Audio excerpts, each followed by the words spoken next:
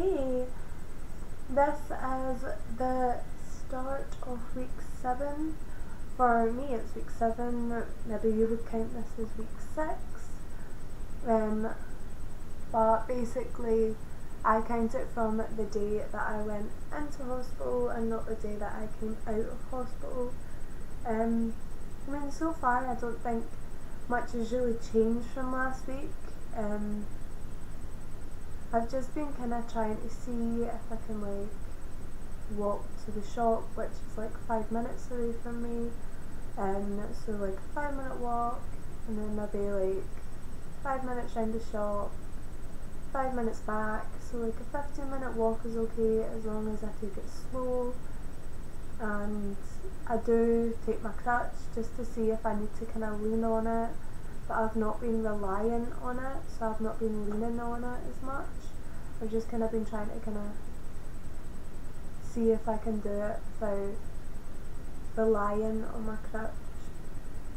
So far it's been going good. One of the small victories, we've had 2 small victories so far. Since the last video I made, the first small victory was I managed to make it up the stairs without using my crutch. This was on a good day. I think this was on Sunday maybe, and I walked up the stairs and I didn't even use my crutch.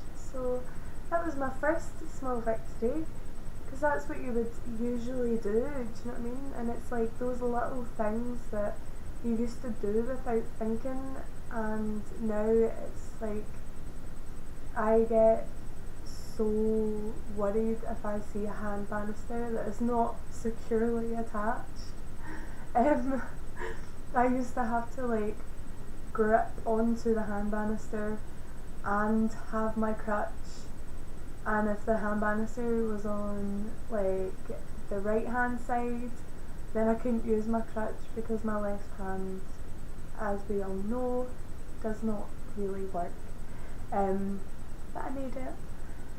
My left hand, small victory number 2, nearly forgot about it.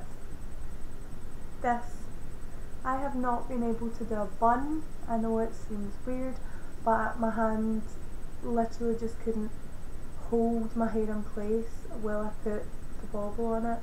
This is just before I go to bed, so this has been an all day, so this was secure, just covering my bobble. But this is just a quick video I'm filming before I go to bed, so that's why my bun looks so messy. I've had it in all day. That's why my makeup also looks real bad. My mascara is literally running down my face. Also I have black eyes, but that's fine, that's okay. It's just dark bags from total tiredness, but that's fine. You deal with that. Just fatigue, no big deal.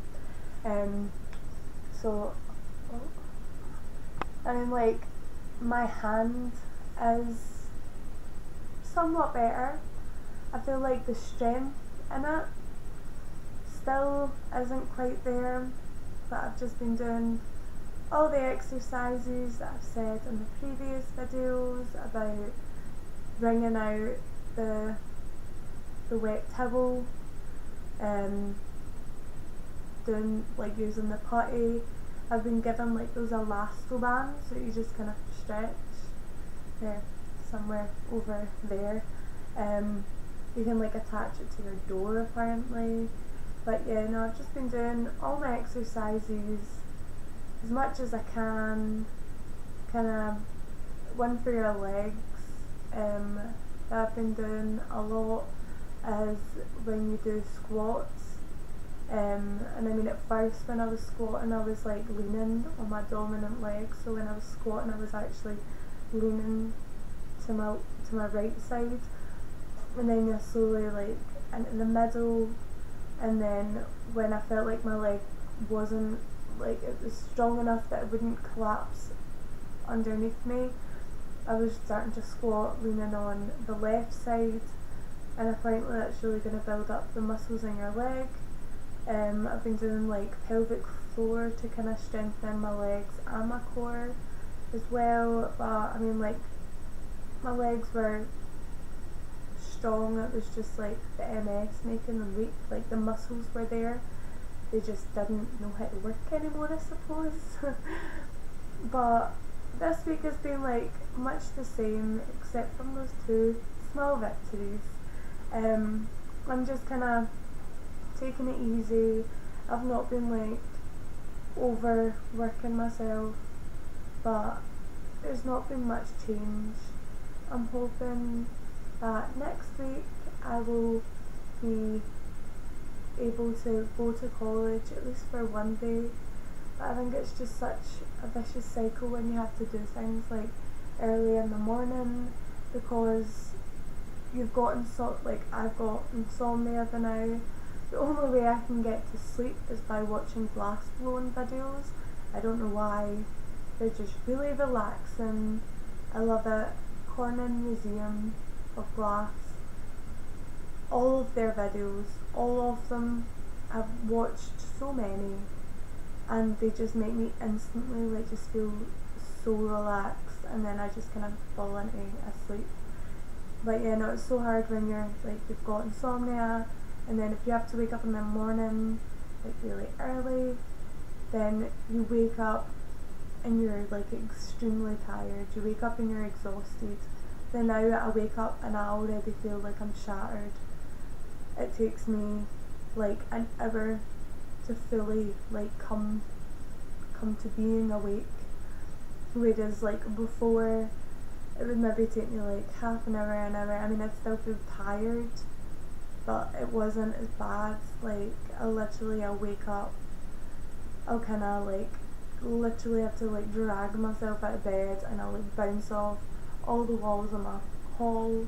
So I mean, like, it has been,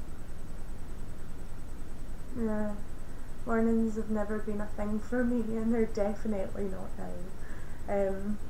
Another thing, as you can tell, I'm still getting breakouts. I don't know if I covered this in any of my earlier videos, but after I came out of the hospital, my skin broke out.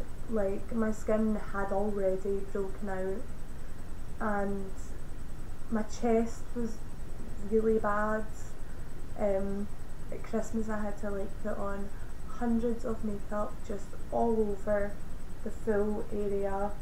My back was bad, my chest was bad, and I just feel like now my skin is just so sensitive, and I've been really having to watch what like shower gels and like bath creams and stuff that I put in my bath, because my body is so sensitive. Like, I've had breakouts, and this week in particular I've noticed that I am bruising so easily. Like, my legs look like they have been beaten blue, like so many bruises, and I think it doesn't really matter what I do. Like, I've not really felt them, like, and I can say like for my left leg it's slightly numb still, even though I can like use it.